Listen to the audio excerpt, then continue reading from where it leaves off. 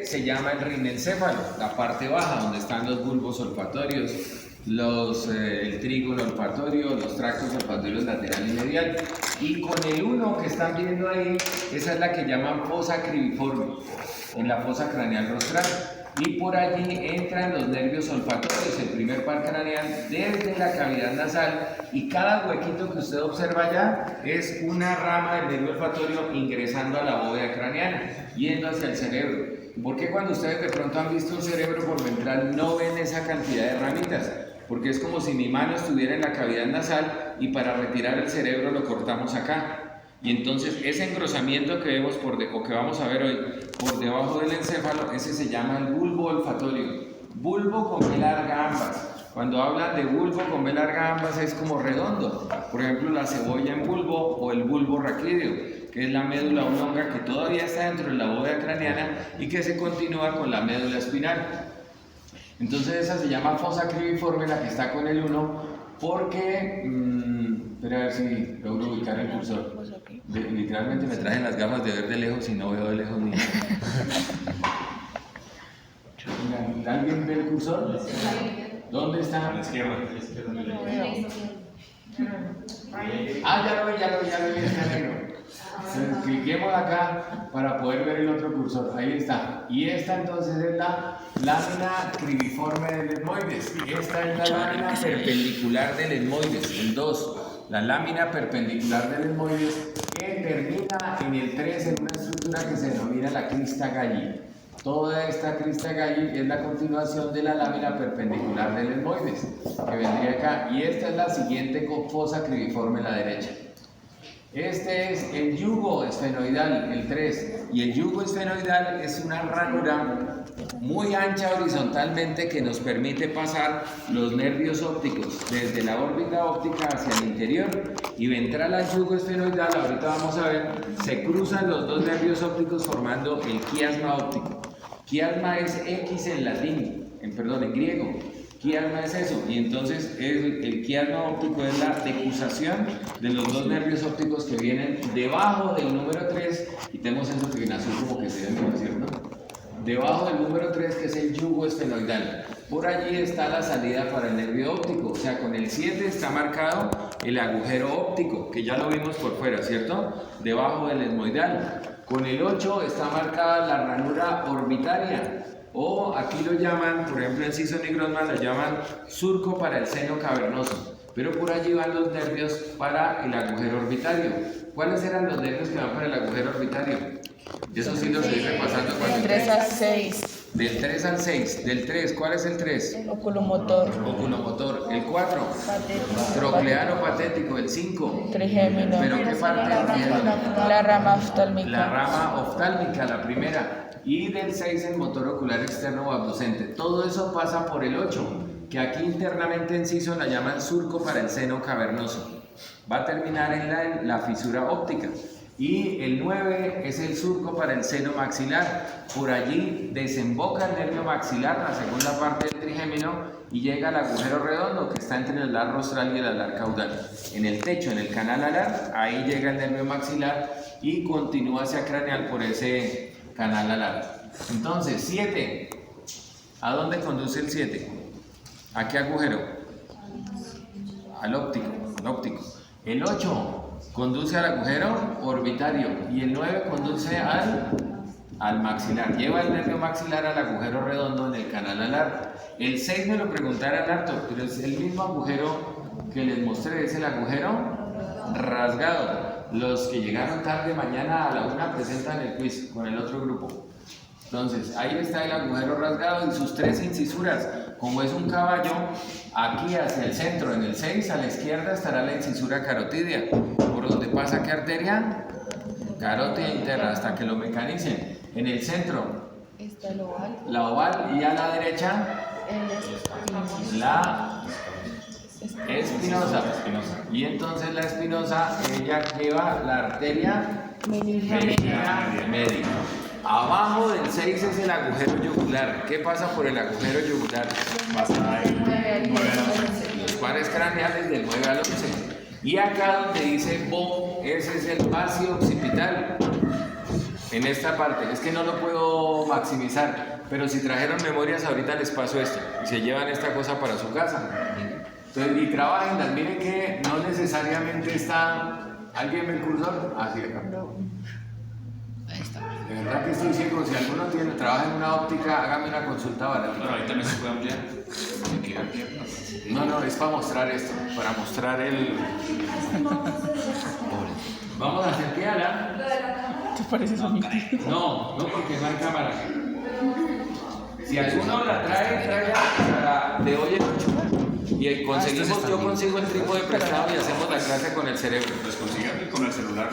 ¿Verdad? Sí, claro. Este jueves no. Venga, sí, nos debemos un quiz. Acordémoslo, hacemos el quiz de bovino y perro. Sí. El jueves, sí, otra vez, y les pongo una imagen de cabeza de perro y una imagen de cabeza de vaca. De las que les di. De las que les di. ¿Sin qué? De las solentaciones. No, solo y toque. Y hombre, que sean víctimas. Entonces, con el bo es la porción vacilar. Mire, sigue hablando este vehículo. La porción vacilar del occipital. Ahí está, con el bo. Y ahí encontramos dos impresiones. La primera, que está más oscura acá, esta es la impresión pontina. Y se llama impresión pontina porque es el puente del cerebro que se encuentra ahí. Hay una parte del encéfalo que hoy vamos a citar, que es el metaencéfalo, que cubre el puente y el cerebelo. El puente comunica fibras de los hemisferios izquierdo y derecho y pasa por ventral, son fibras blancas, pero deja una marca en el hueso. Entonces, esa impresión del puente se va a llamar impresión pontina. ¿Dónde está? Oscurito, ahí donde tengo el cursor. Lo veo yo, ahí lo deben ver. ¿Cómo que no? Mírenlo, acá está. Mírenlo, arriba donde dice bo. Donde dice bo, ahí es la impresión pontina. Y lo que está marcado con el 5 es la impresión medular. ¿Qué médula está ahí? La médula oblonga o el bulbo raquídeo. Y es una impresión alargada, impresión medular e impresión pontina. ¿Cómo se llama el agujero que estamos viendo desde dentro marcado con el número 10? Ese sería el meato acústico. No, el meato acústico está más arriba, como donde está el 6 a la derecha, sino que desde acá no lo vemos. Mire, estaría así, pero vendría acá. Donde está el 6, ahí está el meato acústico interno. El que estamos viendo con el 10 es para el último par craneal. Ese es el agujero para el nervio hipogloso. El resto ya lo conocen, mírenlo. Están ubicadas entre el 3 y el BE, que es porción basilar del esfenoides o base esfenoides. Esa es la fosa craneal media, entre el 3 y la parte inferior del BE, del basiesfenoides. Allí que se ubica el diafragma de la silla turca. Y el diafragma de la silla turca es el receptáculo para la glándula hipófisis, mal llamada pituitaria. Y sobre eso hace claridad Sison y Grossman. Hace 2000 años un tipo que se llamaba Aristóteles, un filósofo griego, hizo una descripción de anatomía de las primeras. Y él asoció que la producción de moco se basaba en la glándula pituitaria, y eso es lo que traduce pituitaria, que produce moco. Pero después con el estudio se dieron cuenta que no producía moco y la siguen llamando pituitaria. Por eso es que hay que llamarla hipófisis. Y ahí en Sison y Grossman, en un párrafo en Generalidades de Endocrinología, hace esa claridad. Esa glándula hipófisis se encuentra entre el 7 y el B. Esa es la fosa craneal media y encontramos el diafragma de la silla turca insertado allí.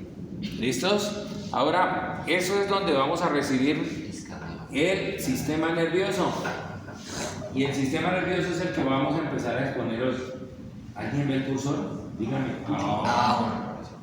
Y acá tenemos abierto todo esto. Vamos a la de la derecha. Ay, Dios mío. Listos. Esto sí creo que lo podemos dar en pantalla completa. Es que la presentación, cuando la armé, no me deja picharle control L para que salga toda la pantalla. No sé qué lee. Si alguno de ustedes que son millennials conoce cómo se hace eso, pues arreglémosla. La paso eso. Debe ser alguna cosita por ahí en los controles. Darle alguna cosa. Por ejemplo, mañana. Entonces, generalidades de neurología.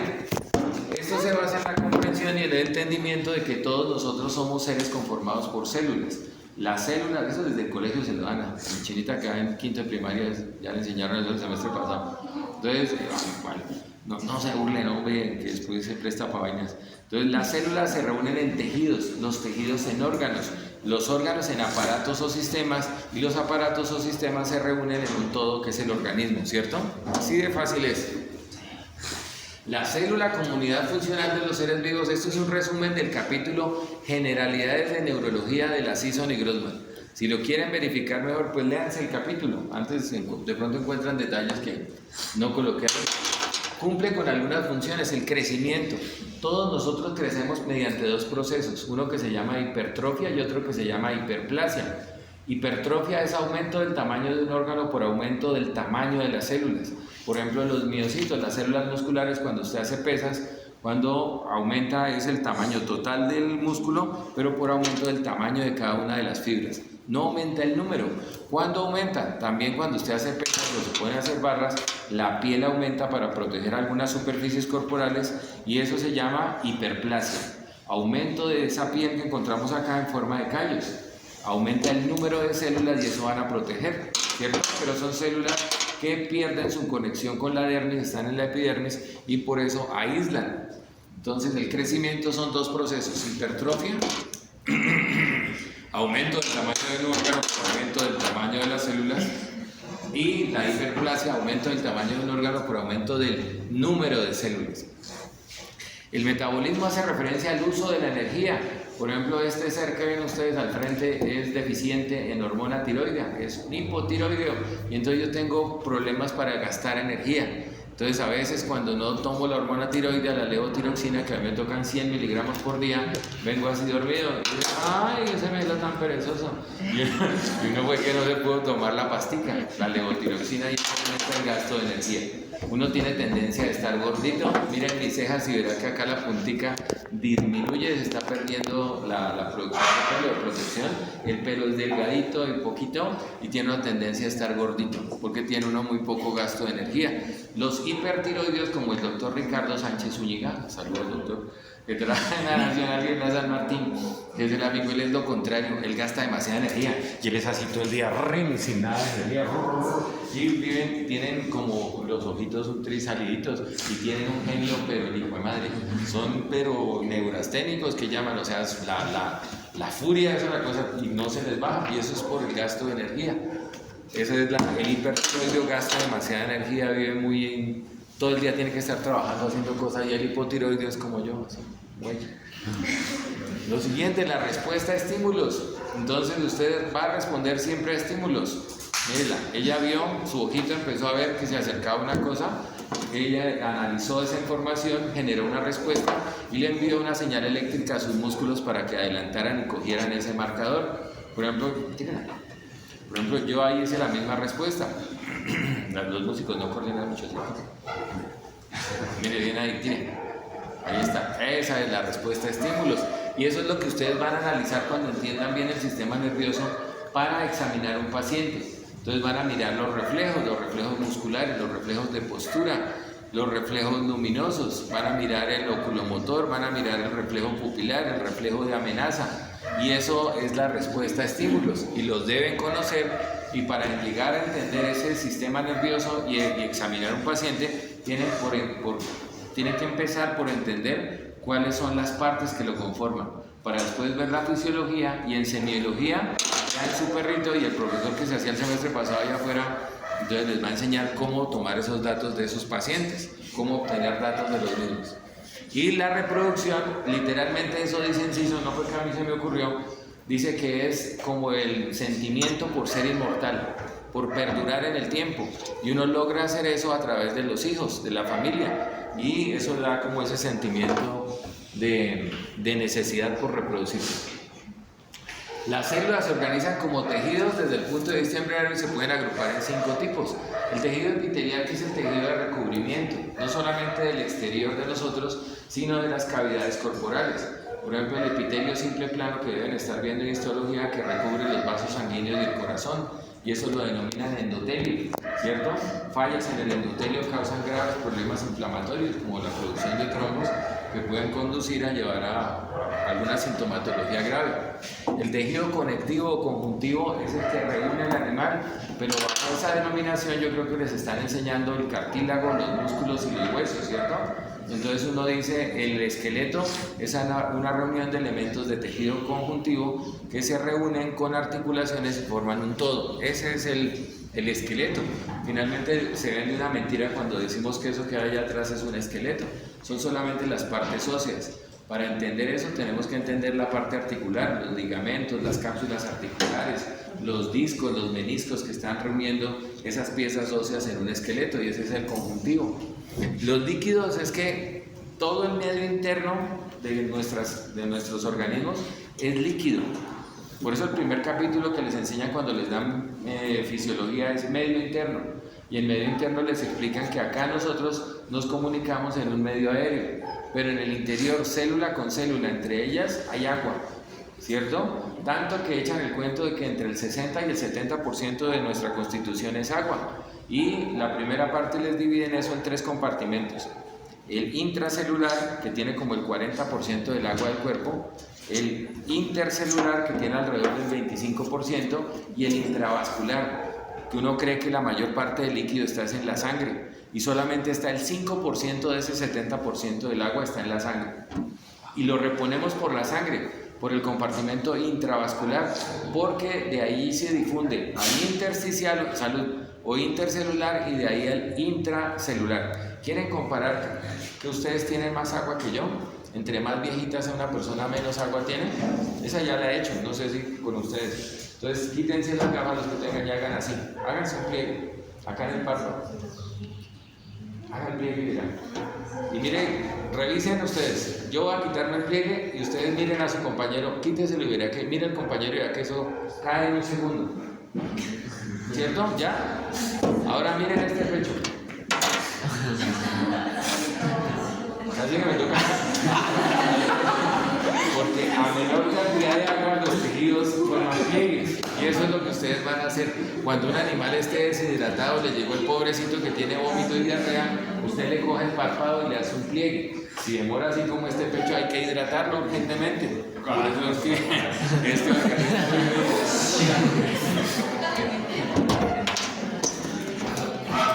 y esa es la deshidratación, y usted tiene que hacer reposiciones.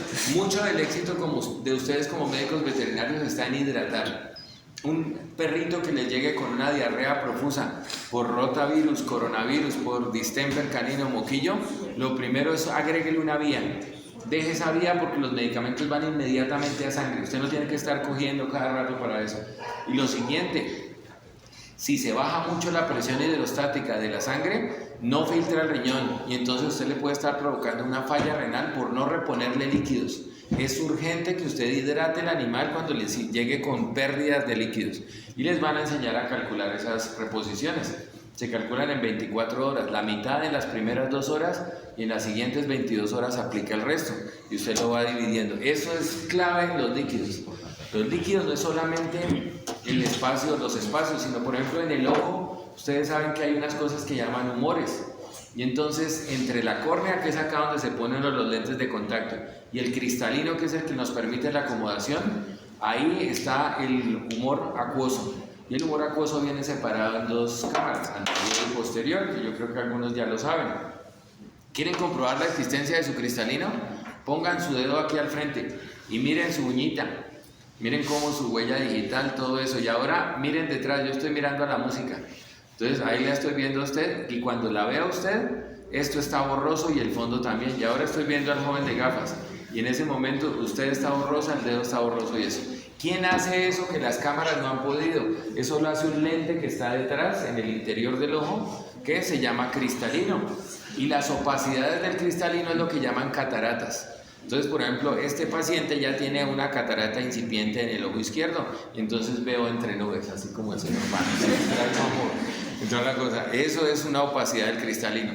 ¿Qué otras causas hay de opacidades del cristalino? Azúcar, problemas de azúcar pueden provocar cataratas y golpes. Si usted ve que su perro usted lo mandó a la peluquería y me empezó a desarrollar cataratas, sospeche que le están pegando a ese perro, porque animales jóvenes pueden desarrollar cataratas y son traumáticas, y usted las va diagnosticando porque generalmente son unilaterales, a no ser que le peguen así, es manocaína en los dos lados, ¿cierto? Porque así lo llaman.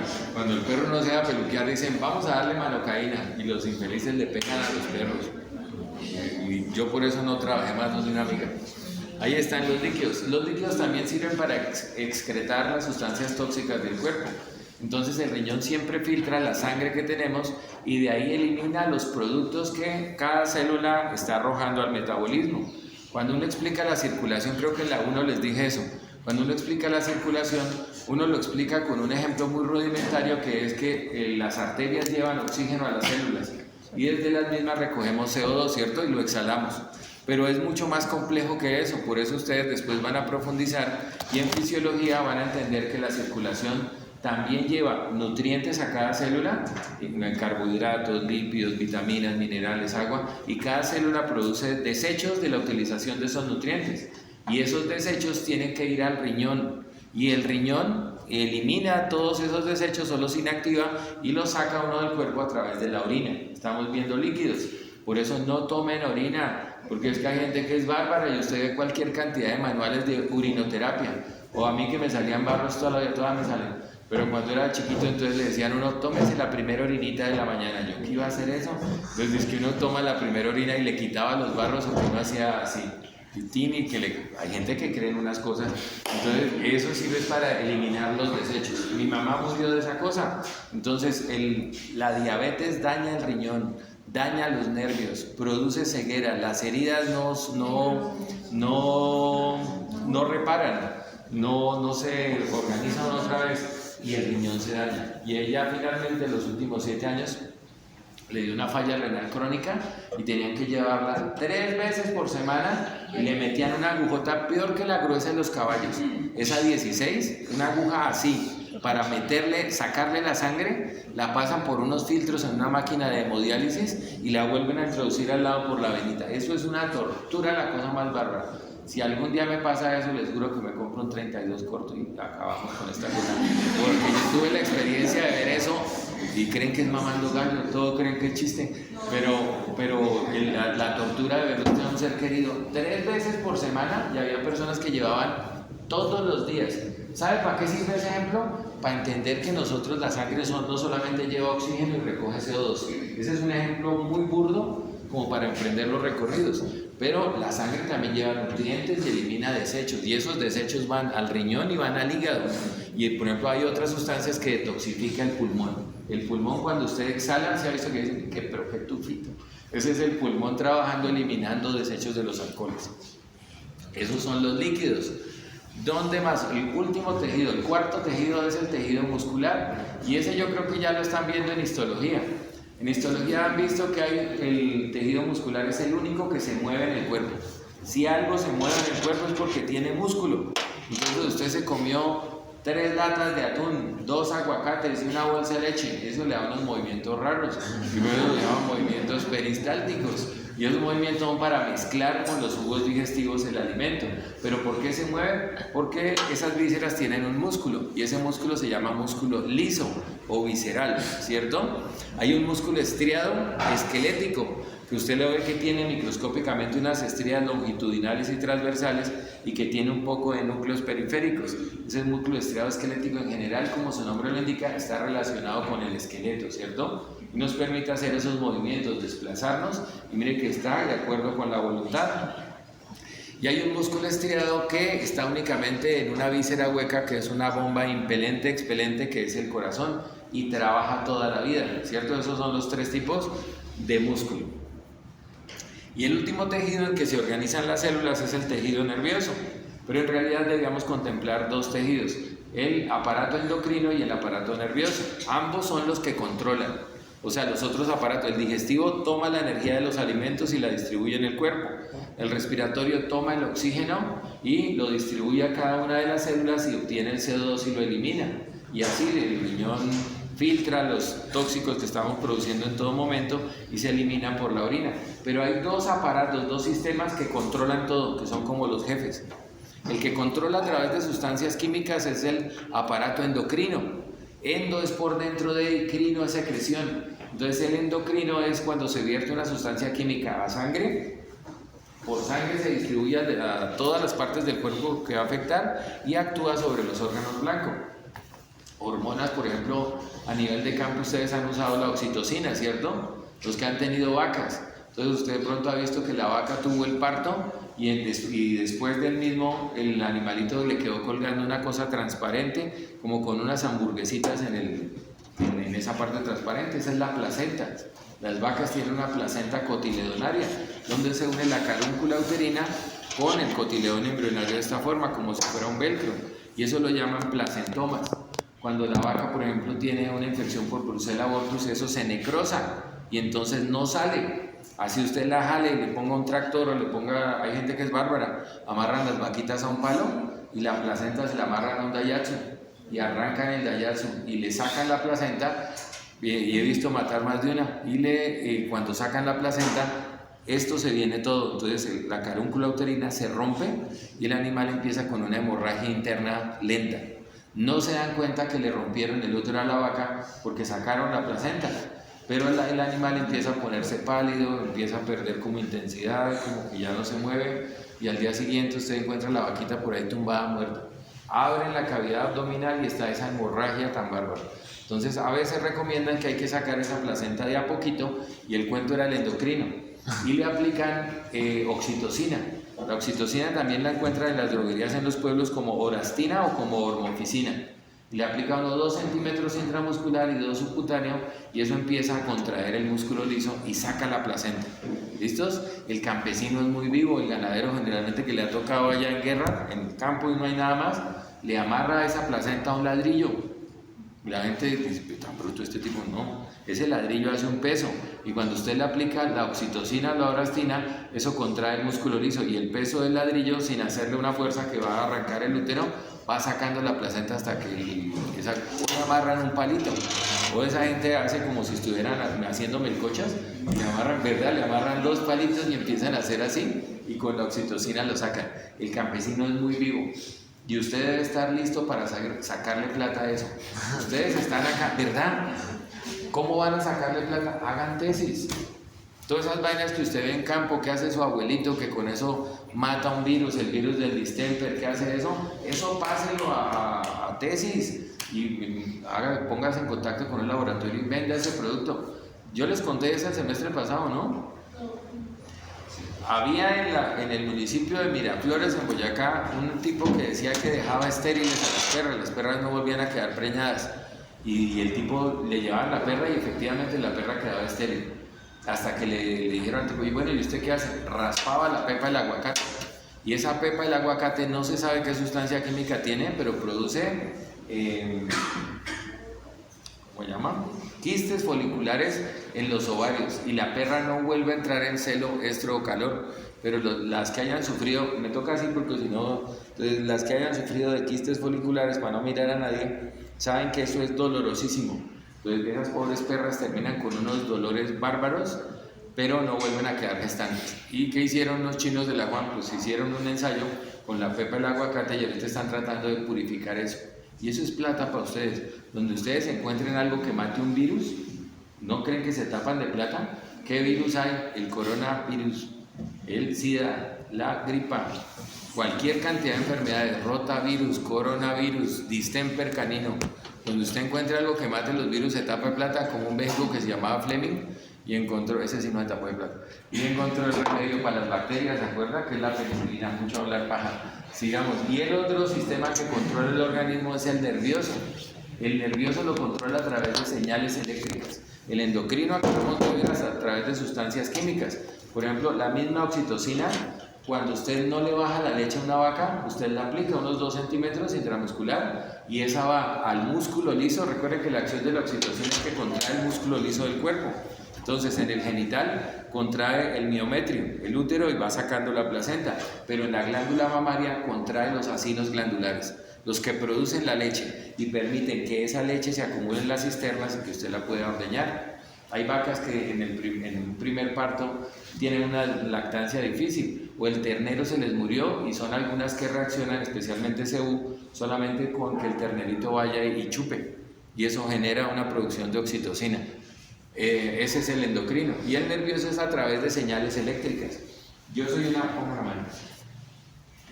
neurona presináptica y ella es la neurona postsináptica, pero mire que los dos nunca nos tocamos. Esa señal se lleva a cabo a través de sustancias químicas, que son los neurotransmisores. Entonces, esta neurona que soy yo, la presináptica, secreta acetilcolina, muscarínicos, nicotínicos, y llegan y se unen allá a la neurona postsináptica, la estimulan, y ella empieza la transmisión del impulso nervioso. Ese es el sistema nervioso, el sistema de control. Y básicamente ese sistema de control funciona gracias a las neuronas. La neurona es la unidad funcional del sistema nervioso, como básicamente es la principal constituyente, pues por eso es que se denomina sistema. Hay otras células que ustedes han visto que se denominan células de glía, y esas células de glía son astroglia, oligodendroglia y microglia. La microglia son las células de defensa, y la astroglia y la oligodendroglia son el estroma celular para que las neuronas se ubiquen allí y secretan sustancias que permiten la transmisión del impulso nervioso. Por ejemplo, la vaina de mielina, esa la secretan esas células de glía. Las neuronas tienen un núcleo, un cuerpo o soma, donde están el núcleo y el nucleolo, y allí recibe la señal eléctrica. Son aferentes o sensitivas, o sea que allí llega la señal, se analiza en el cuerpo o soma, y la respuesta que hacen las neuronas va a través de la telodendrita. La raíz telo significa a distancia, ¿cierto? Por ejemplo, cuando usted mira un partido de Liverpool hoy que juega Luis Díaz con no sé quién, entonces eso lo hace a través de un televisor. Usted necesita andar a su pueblo, allá a Tunja, con algún conocido, ay, cobre el arriendo, entonces lo hace a través de un teléfono, ¿cierto? Y la que está a distancia del cuerpo o soma es la telodendrita. La telodendrita entonces es eferente, es motora, sale, o sea que entra por el cuerpo o soma, eso es sensitivo, y lo motor sale por la telodendrita, los axones. Yo creo que ya leyeron eso. Ahora, las dendritas, como dice ahí, son aferentes, no sé por qué sale aquí en negro y allá sale en azul. Conducen los impulsos hacia las células, son aferentes o sensitivas, reciben. El axón cilindroeje es el que sale, y al final del axón o cilindroeje está la telodendrita, que es eferente o motora.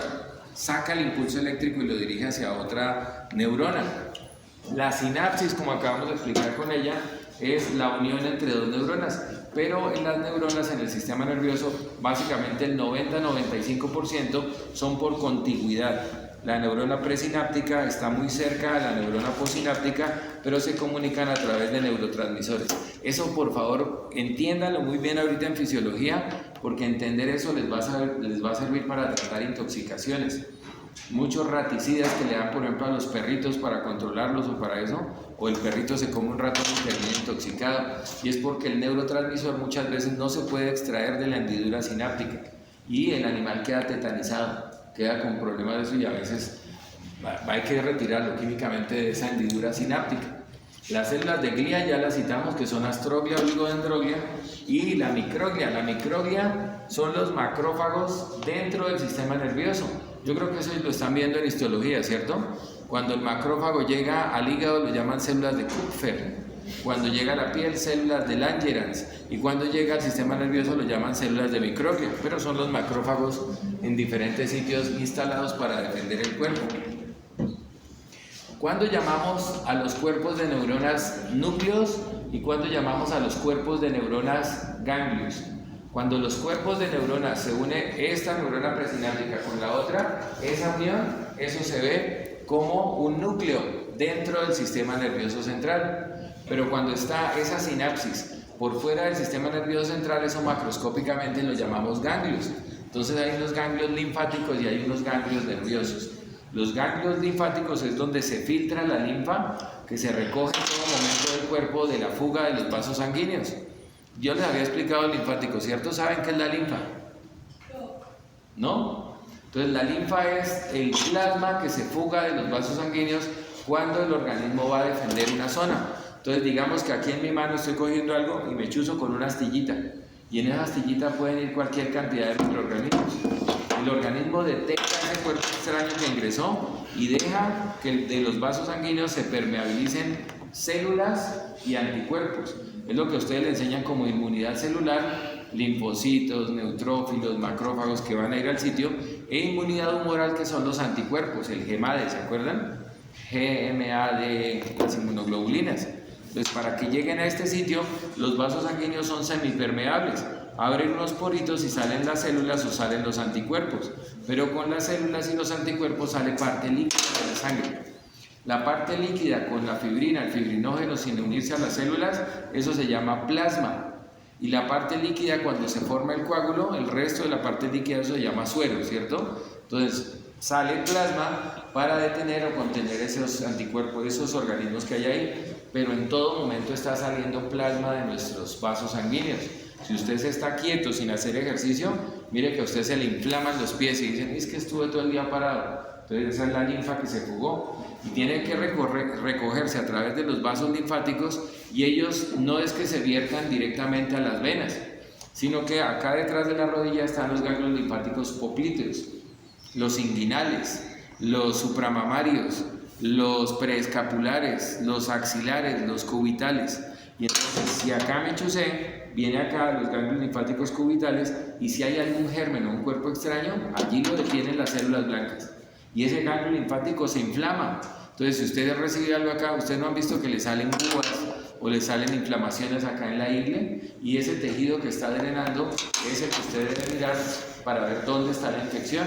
Y hay que aprenderse dónde están los ganglios linfáticos para usted, por ejemplo, en un matadero, en una planta de beneficio animal, localice la infección y localice qué es lo que está fallando, por ejemplo, para retirarlo y decomisarlo, para ver eso. Esos son los ganglios linfáticos. Y los ganglios nerviosos son uniones, sinapsis entre la célula, la neurona presináptica y la posináptica. Ahí dice núcleos. Entonces son cuerpos de neuronas, cuerpos o somas dentro del sistema nervioso central. Y cuando están por fuera se llaman ganglios. ¿Dónde se ve? Al lado de los cuerpos vertebrales, en las regiones torácica y lumbar, debajo de las vértebras hay unos nodulitos, y eso lo llaman la cadena ortosimpática, que son sinapsis de una neurona presináptica con la posináptica, y macroscópicamente se ve como un nodulito. Esos son los ganglios nerviosos. Pero ahí colocamos un término que no sé si algunos lo conozcan. ¿Qué es sistema nervioso central? ¿Y qué será sistema nervioso periférico? ¿Alguno sabe? El central es el cerebro y el Bien, eso es. Y el periférico es el símbolo. Entonces, de una vez, para los que están grabando, ¿qué es sistema nervioso central? El que tiene protección ósea.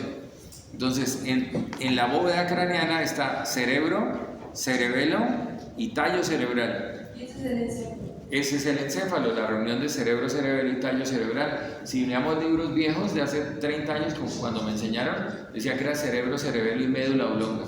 Pero hoy sabemos que la médula oblonga es solamente la parte baja del tallo cerebral. El tallo cerebral llega hasta muy adelante. Y dentro del canal vertebral, la unión de las vértebras consecutivas forma la médula espinal. Entonces, sistema nervioso central será el encéfalo más la médula espinal. En resumen, lo que tiene protección ósea.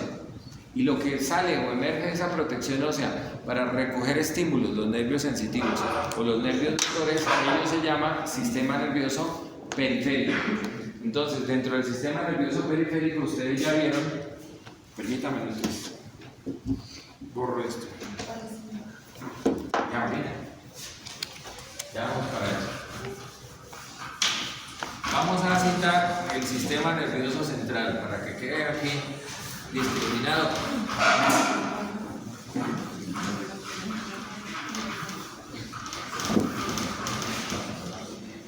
Entonces, sistema nervioso central, ¿qué habíamos dicho que es? ¿Qué dijimos que era el sistema nervioso central? Todo lo que Tiene protección ósea.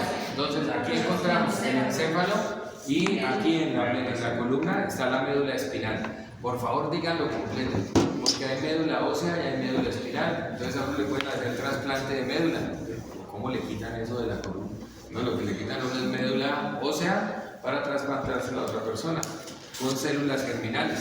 Entonces, sistema nervioso central lo que tiene protección ósea, que será el encéfalo y la médula espinal. ¿Listos? Y sistema nervioso periférico, ¿cuál será? El que sale de esa protección ósea. Entonces, desde el encéfalo emergen unos nervios a izquierda y a derecha que los llamamos pares craneales, que ya se los saben. Yo aspiro a que de tanto repetir, al menos que aprendió con Melo, los pares craneales.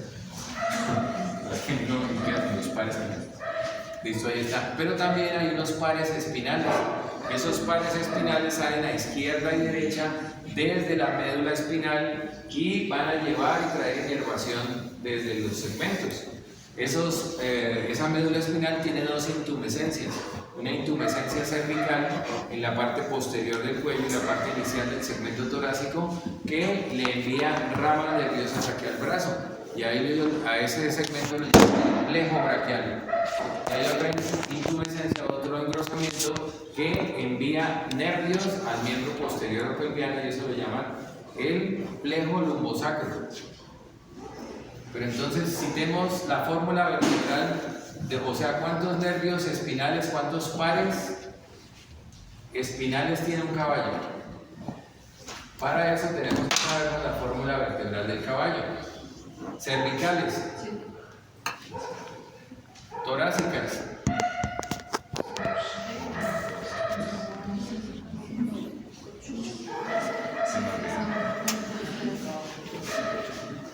Menos yo.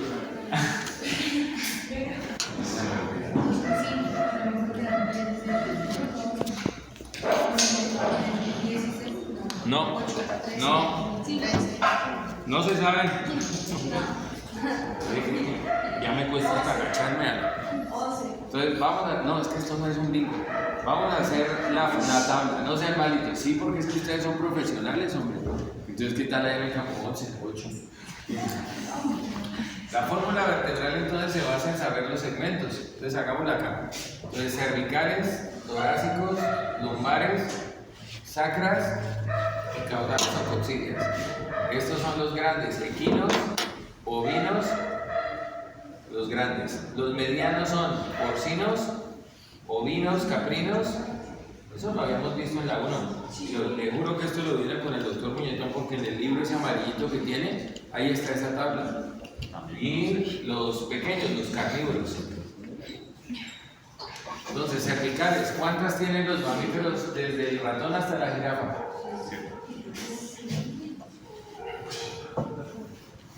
Torácicas, ¿cuántas tienen? Si usted no sabe, diga 13.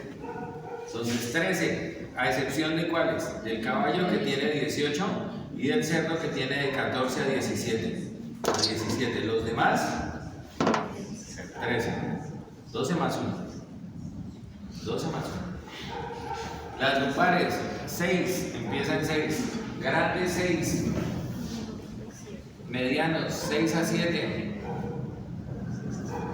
Y los perros y gatos, 7. El segmento más largo que tienen perros y gatos es el segmento lumbar, y por eso son tan sensibles a los golpes laterales de columna, porque en el segmento torácico las costillas se reúnen acá en el centro y le dan estabilidad. Es muy raro que un perrito sufra desviación lateral de columna torácica, pero es muy frecuente que el perrito, al tener este segmento tan largo, sufra paresias, o sea, debilidades o plegias del tren posterior por algún golpe. Y las sangras empiezan en 5 y va bajando. Grandes, 5. Medianos, 4. Perros, 3. Es un sacro supremamente pequeño. Son solamente 2 uniones, 2 agujeros sacroventrales y 2 sacrodorsales. Y las caudales o coxígeas, esto siendo de menos, y generalmente se encuadran en el número 20. Sí, Sonigromas dice 15 a 21. Esto es 18 a 23. Porcinos 20 a 23, pero miren la gran mentira, dice que perros de 20 a 23, y ustedes saben más de perros que uno, y conocen que un perro puede nacer con cola o sin cola, o usted lo recorta y le deja 5 vértebras caudales al macho, 3 a la hembra, y es una falacia. Pero si usted en el ECAES o saber propio cabeza, le dice un chulito, ¿Cómo sabe? A pesar de que usted sabe que eso es una generalización. Y ovejas y cabras dicen que las cabras tienen 16 vértebras, una colita erguida, se mueve, y las ovejas tienen alrededor de 22 vértebras. ¿Listos? Ahora, los segmentos, vamos acá con el caballo. Entonces, ¿cuántos nervios o pares espinales posee? Si tiene 7 vértebras cervicales, tiene 8 nervios cervicales, porque recuerden que en el atlas hay un agujero que se llama el agujero vertebral lateral y por allí emerge el primer par espinal. Entre atlas y axis el segundo, entre axis y tercera el tercero, hasta que completamos los 8 nervios cervicales. ¿Listos? Para caballo. Torácicos, ¿cuántos? 18, no, ahí son 18. Lumbares, 6. Sacros, 5. Y las caudales o coxillas son en general 5. ¿Cuántos nervios espinales tiene un caballo? No, usted es mal. Pues. ¿Cuántos tiene acá? 42. Mire cómo sumo rápido. No mentira, 10, 16, 34 y 8, 42. Ahora, el perro. ¿Cuántas cervicales? 8. ¿Cuántas torácicas? 13. ¿Cuántas lumbares? 7. ¿Cuántas sacras? 3. Y caudales o coxillas 5. ¿Cuántas nos da?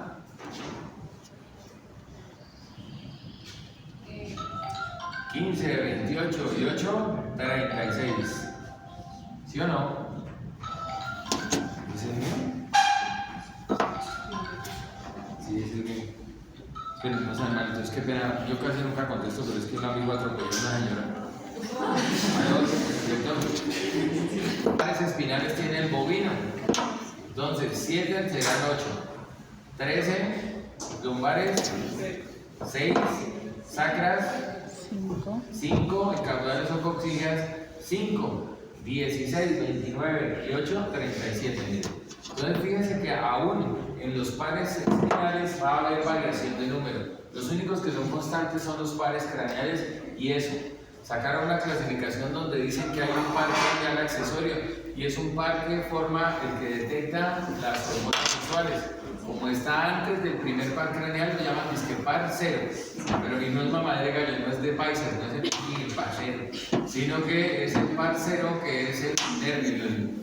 El par craneal da para el órgano nasal o órgano de Jacobson. Hay un artículo en Medicina Humana donde lo describo.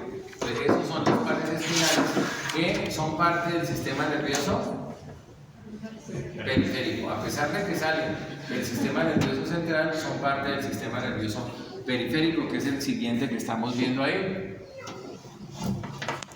Usted hace un corte de la médula espinal, discúlpeme, ya tomaron fotos, ¿cierto?